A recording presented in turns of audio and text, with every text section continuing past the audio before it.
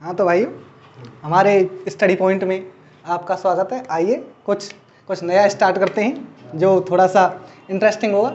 हाँ तुमने देखा होगा कि तुम अभी 11th में आए हो, 10th पास करके 11th में आए हो, तो कुछ चीज़ें ऐसी होती हैं कि जो अगर जब अपना कोर्स चेंज किया जाता है या अपने चॉइस के हिसाब से सब्जेक्ट चूज करते हैं तो पढ़ने में थोड़ा सा सबको प्रॉब्लम आती है।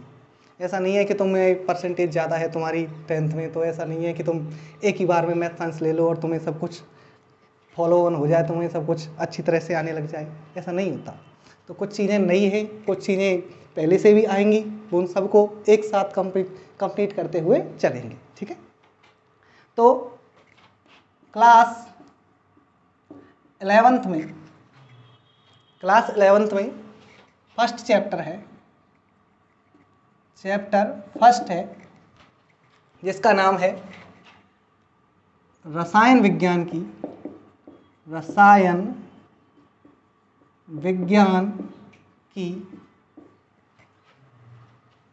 मूलभूत अवधारणाएं। रसायन विज्ञान की मूलभूत अवधारणाएं। इंग्लिश में बोलें तो basic concept of chemistry. Basic concept of chemistry. तो ये जो लेसन है इसमें जो तुमने 6th से लेकर और 10th तक आते आते छोटी छोटी बातें पढ़ी होंगी। कौन कौन सी बातें? जैसे मिश्रण पढ़ा होगा, तत्व पढ़े होंगे, यौगिक पढ़े होंगे, और भी बहुत सारी चीजें तुमने देखी होंगी। जो रासायनिक अभिक्रियाएं हैं, उनको देखेंगे। और इसके साथ साथ कुछ और भी चीजें हो जाती है, जैसे परमाणु भार है, परमाणु क्रमांक है, अणुभार है जो 9th में दे रखा था, थोड़ा सा अणुभार है। तो इन चीज़ों के बारे में अभी देखेंगे। आज की क्लास में इन्हीं चीज़ों के बारे में थोड़ा सा डिस्कस किया जाएगा, जो सरल भी हैं और तुम्हारी समझ में जल्दी ही आएंगी। ठीक है, तो चलो भाई अपना कॉपी पेन उठाओ और शुरुआत करते हैं।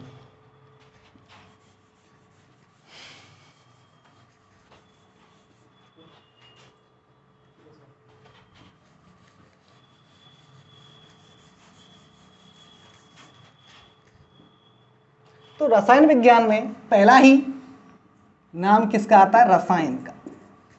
रसायन का मतलब होता है सीधी सीधी बात केमिकल्स। क्या? केमिकल्स। ठीक है, क्या? केमिकल्स। और तुम केमिकल्स में जानते हो कि जो तुम्हें दिख रहा है प्रकृति में वो सब केमिकल से बना है। तुमने आम बात में भी सब चीज़ पढ़ा होगा। तुम खाते पीते हैं या कुछ भी करते हैं, वो भी सब क्या है? केमिकल है।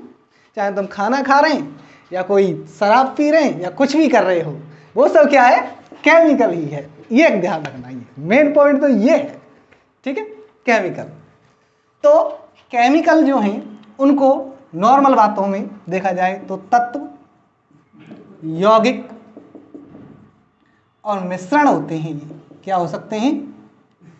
तत्व हो सकते हैं, मतलब सिंगल तत्व हो सकता है एक ही, यौगिक हो सकते हैं, बहुत सारे मिलके कंपाउंड्स बन सकते हैं, और मिश्रण भी हो सकती है। तो केमिकल्स जो केमिकल हैं उनको 3 तरह से बांट सकते हैं। सीधी सीधी बात है, इतने तरह से 3 तरह से उनको बांटा जा सकता है। तत्व जो होते हैं वो कैसे होते हैं? शुद्ध होते हैं। कैसे होते हैं? शुद्ध। यौगिक भी शुद्ध हैं, लेकिन ये 2 या 2 से अधिक तत्वों से मिलकर बनेगा। मतलब 2 या 2 से अधिक तत्व आपस में मिल जाएंगे तो किसका निर्माण होगा? यौगिक का। मिश्रण में यौगिकों के समूह आपस में घुले होते हैं, तत्व भी घुले होते हैं और यौगिक भी घुले होते हैं। चलो अब पाठ की शुरुआत करते हैं। तो पाठ की शुरुआत करते वक्त एक शब्द है जो है द्रव्य। क्या है? द्रव्य। प्रकृति में तुम्हें कुछ भी दिख रहा है, मतलब जो विजिबल है और अनविजिबल है दोनों, जैसे वायु है, वायु दिखती थोड़ी है, तो वो कैसी रहेगी, अनविजिबल रहेगी। लेकिन पहले किसको पढ़ा जाता है, द्रव्य को। द्रव्य को देखो पहले तो, द्रव्य का मतलब होता है मैटर। द्रव्य का मतलब क्या होता है, मैटर। वो कहते हैं ना कि कोई भी चीज मैटर करती है कि नहीं करती, तो मैटर करने का मतलब ये होता है कि वो दिखती है कि नहीं दिखती।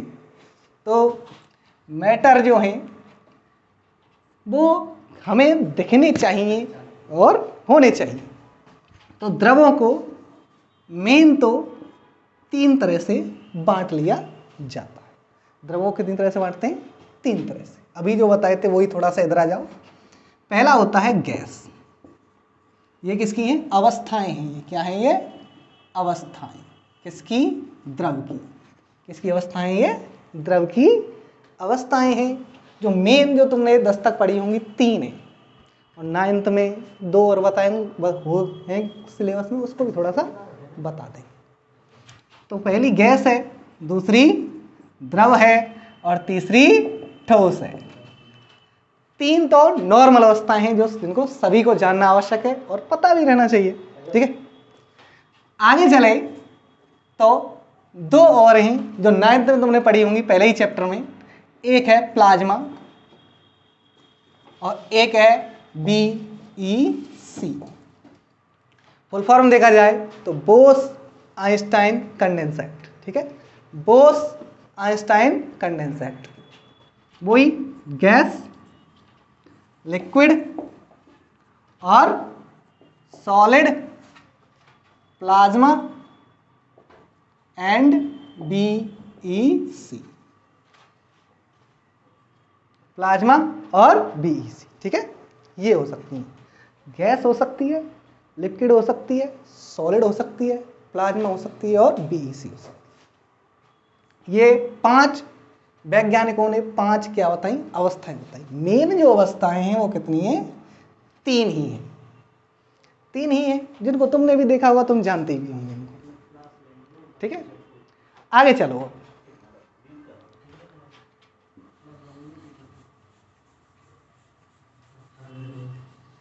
अब जो द्रव है वो 2 तरह से पाया जा सकता है। कितनी तरह से पाया जाता है द्रव्य, 2 तरह से। उपस्थिति, द्रव की उपस्थिति कितनी तरह से हो सकती है, 2 तरह से हो सकती है। एक तो मिश्रण के रूप में, किसके रूप में, मिश्रण, मिक्सचर, मिक्सचर के रूप में। ठीक, और एक हो सकती है शुद्ध पदार्थ के रूप में। कैसे पदार्थ के रूप में, शुद्ध पदार्थ के रूप में। Pure substance, substances. तो 2 तरह से इनको बांट सकते हैं, मिश्रण के रूप में और शुद्ध पदार्थ के रूप में। अब मिश्रण को भी देखा जाए तो इसको भी 2 तरह से बांट सकते हैं। एक तो होता है समांगी और एक है विषमांगी। समांगी और विषमांगी 2 तरह से बांट दिया, समांगी और विषमांगी। अंग्रेजी की बात करें तो होमोजीनियस,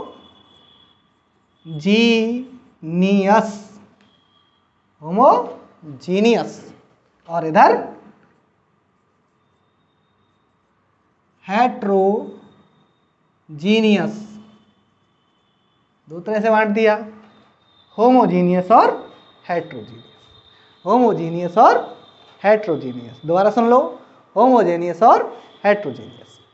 द्रव थे, अवस्था तो 5 थी।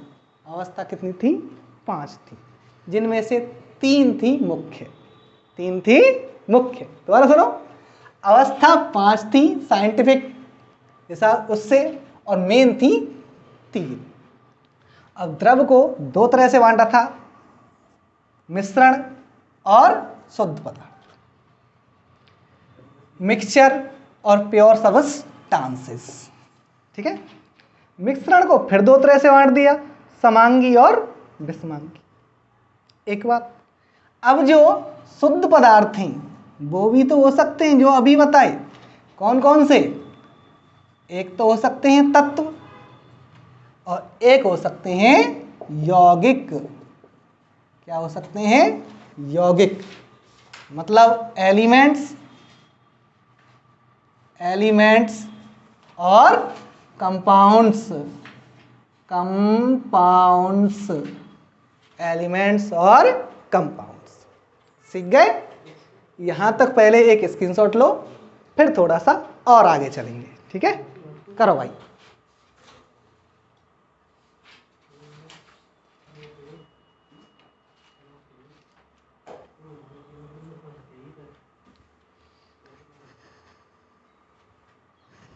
हो गया? चलो भाई आगे चलो।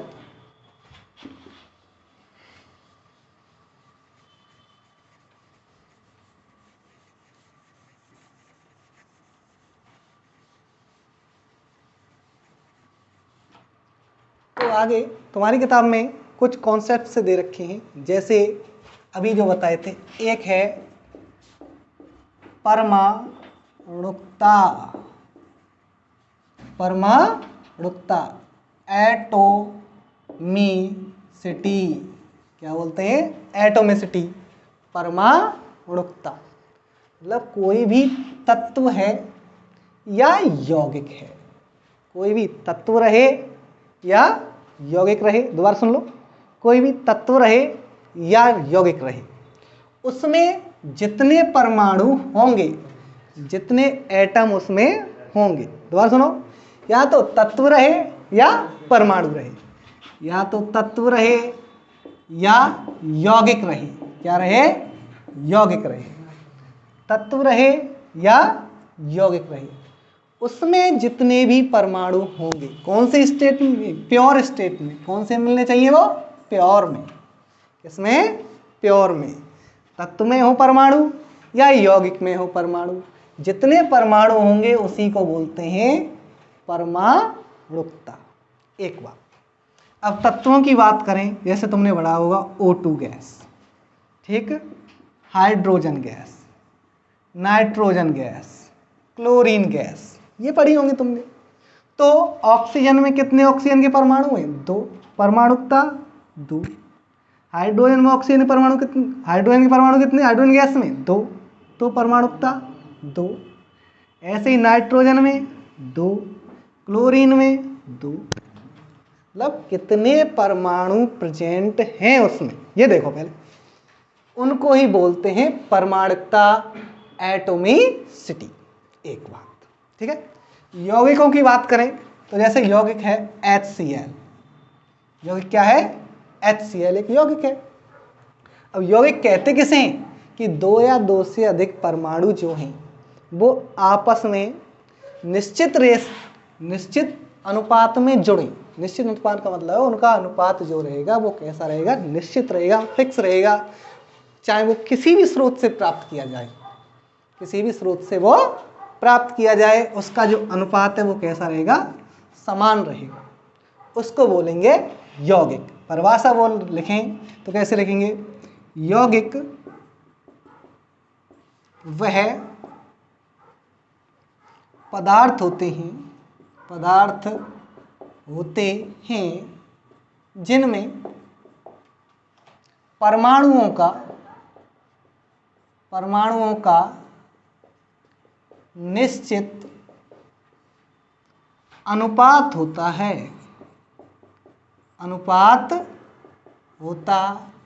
एक बात, तथा सभी परमाणु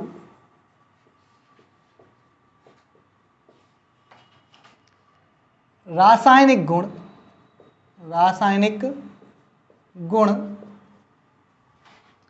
प्रदर्शित करते हैं। रासायनिक गुण प्रदर्शित करते हैं। अब मैंने कहा था कि जो अनुपात है वो कैसा रहना चाहिए? समान रहना चाहिए। अनुपात कैसा रहना चाहिए? समान रहना चाहिए। उसको चाहे कैसे भी प्राप्त करें वो चेंज नहीं होना चाहिए।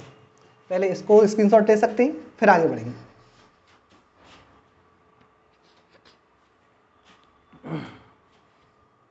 चलो भाई, अब आगे सुनो कि जो अनुपात वाली क्या बात थी जो इतनी तुमको खा रही है?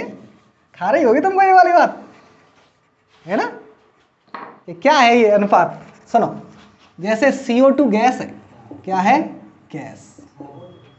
CO2 जो गैस है, अब यार CO2 जो गैस है उसको बहुत सारी तरह से प्राप्त कर सकते हैं, है ना? बहुत सारी तरह से प्राप्त कर सकते हैं। कैसे कैसे प्राप्त कर सकें? तो पहला है दहन। दहन का मतलब है चीज़ों को जलाएंगे।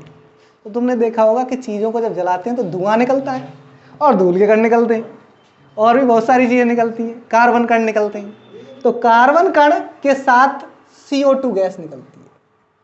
कौन सी गैस निकलती है? CO2। अनुपात, एक परमाणु किसका है? कार्बन का, और दो परमाणु किसके हैं? ऑक्सीजन के। ठीक, आगे आ जाओ। आगे है फिर दहन के बाद है श्वसन। श्वसन ले आओ, ठीक है? रेस्पिरेशन,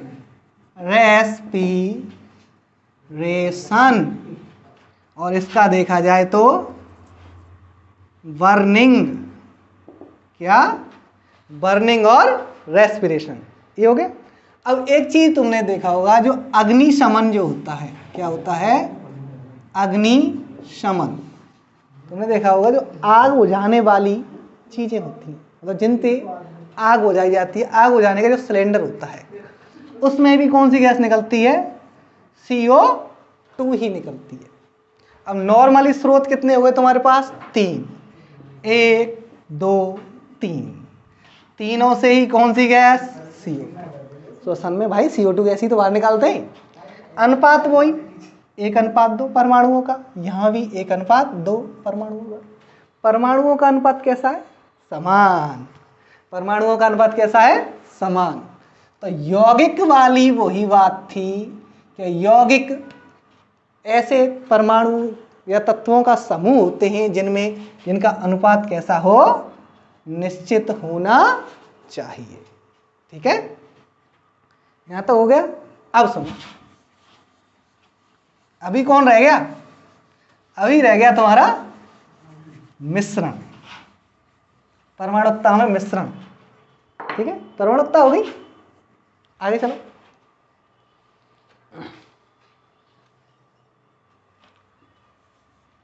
पानी पी लूं पहले, जब पढ़ लियो।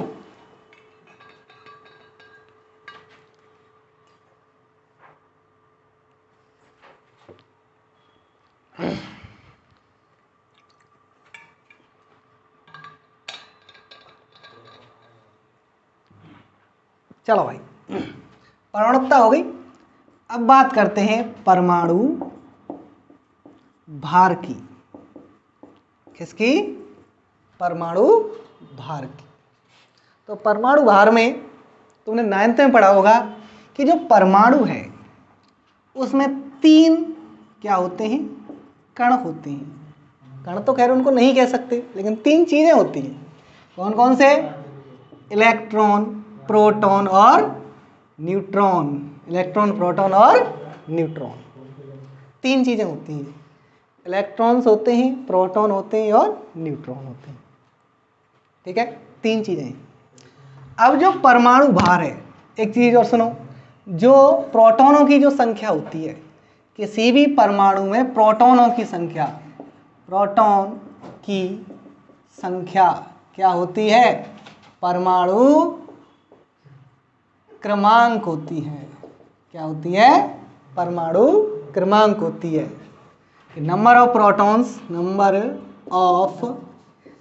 Protons is equal to atomic number. Number of protons equal to atomic number. ठीक, ठीक है। अब आगे सुनो, जो परमाणु भार है, क्या है? परमाणु भार। अब उस परमाणु भार को डिनोट किया जाता है A से। कैसे डिनोट करते हैं? A से। अब A इज इक्वल टू होती है P + N। मतलब कोई भी परमाणु है उसके नाभिक में। ये दोनों कहाँ प्रेजेंट होते हैं? नाभिक में, न्यूक्लियस में। किसमें? नाभिक में, न्यूक्लियस में। ये बात आगे सुनो, A is equal to P plus N. मतलब कोई भी परमाणु में प्रोटॉन और न्यूट्रॉन की संख्या को जोड़ देंगे तो क्या निकल आएगा? परमाणु बाहर निकल के आ जाएगा। अब परिभाषा कैसे बनाएंगे?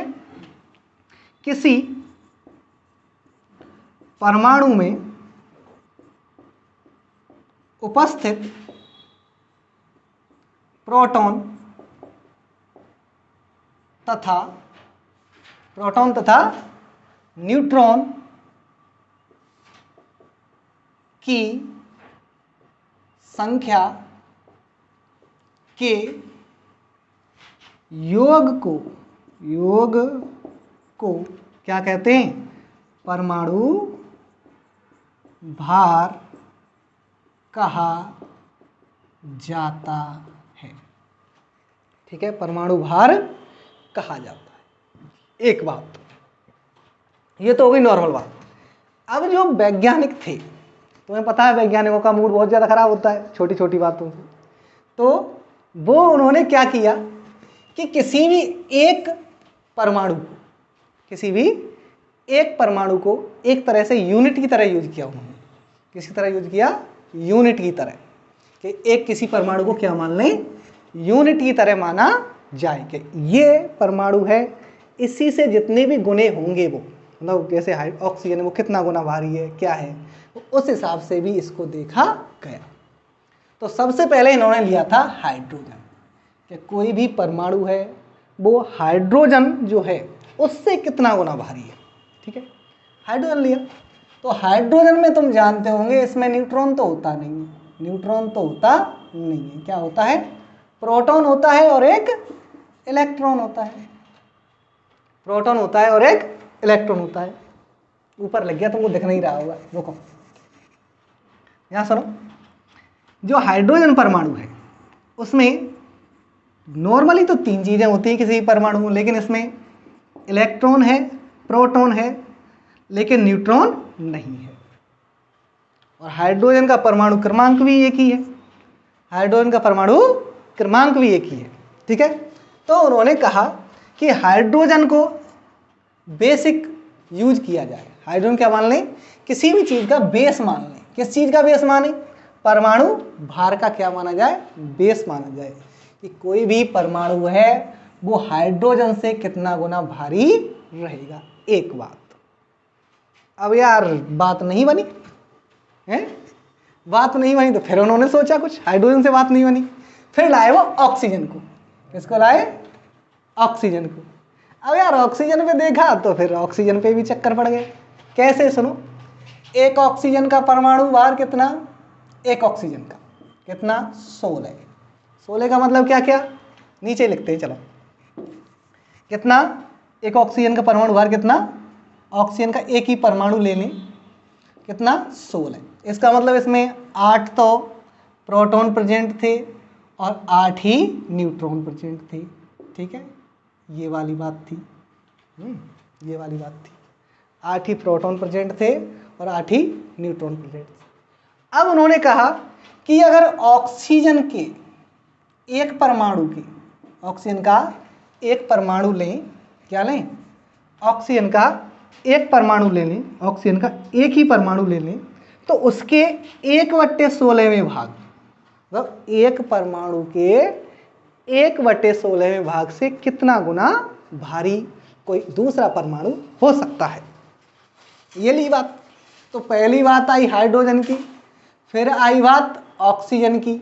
दोनों में फिर बात नहीं बनी। बन तो रही थी लेकिन मजा नहीं आ रहा था उनको।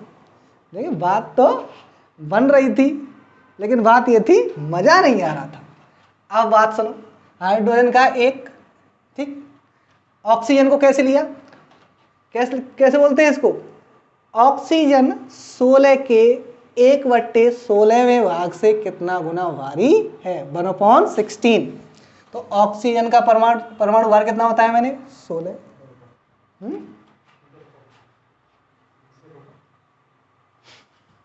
रुक जा, इंटू 1/16।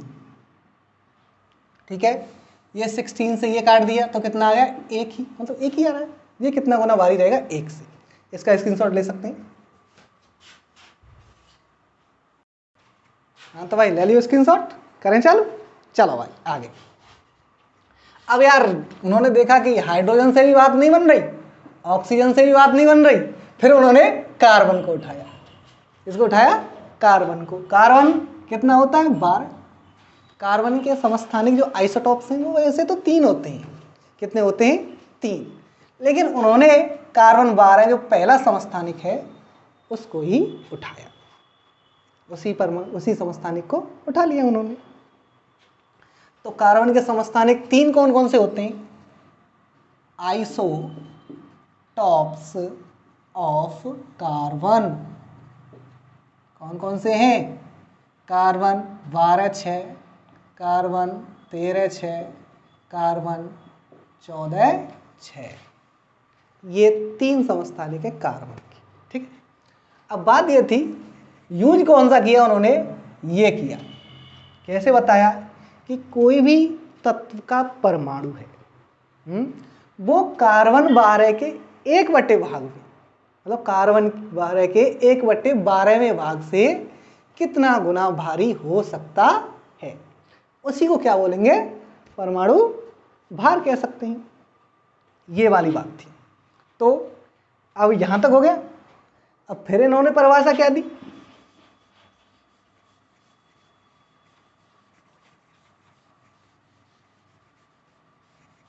तीनों ले लिए, परमाणु भार ले लिया। आगे चलो। कोई भी तत्व का परमाणु कार्बन 12 समस्थानिक